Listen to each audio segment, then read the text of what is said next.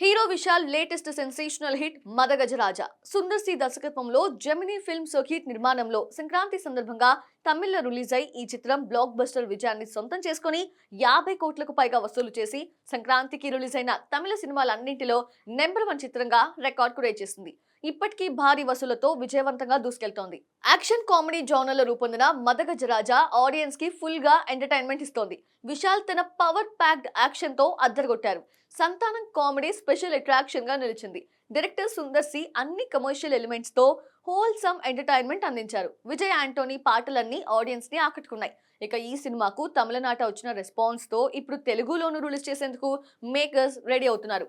మదగజ రాజా చిత్రాన్ని జనవరి 31న తెలుగులో రిలీజ్ చేయబోతున్నట్లు చిత్ర యూనిట్ ప్రకటించింది.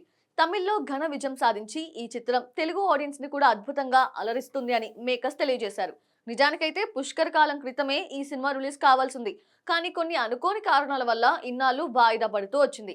ఎట్టకేలకు ఈ సంక్రాంతికి రిలీజ్ చేయగా తమిళ్లో విశాల్ కి ఊహించని విజయాన్ని అందించింది. మరి తెలుగు ఆడియన్స్ ని మదగజ రాజా ఎంత మేర ఆకట్టుకుంటుందో చూడాలి.